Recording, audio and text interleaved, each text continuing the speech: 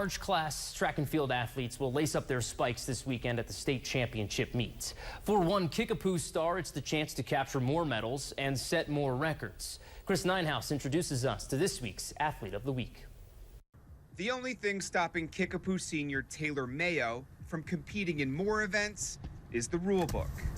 If we could do 6 events, she'd be in 6 events. But this all-time Kickapoo great is limited to just 4 events per meet. It would just be so much. The future Kansas Jayhawk has thought about what it would be like to do more.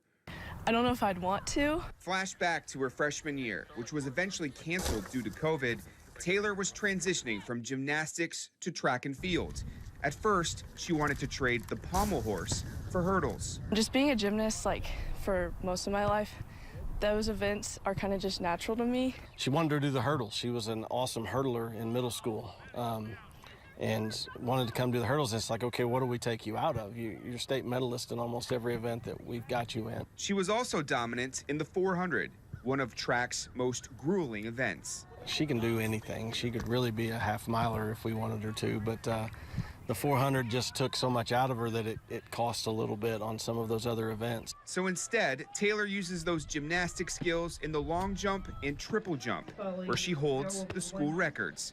Still, she says breaking school records with the Lady Chiefs 4x1 and 4x2 teams means even more. Getting to break those with my teammates has been more important and more special than any individual record ever could be. I love these girls. Her coach isn't surprised. She jumped to that conclusion. She's very humble. She's not bragging and loud. She's not somebody you have to manage. She just shows up, does her work, says thank you, and then walks out with the medals. And walking off, having set a new standard for future Chiefs to try and live up to.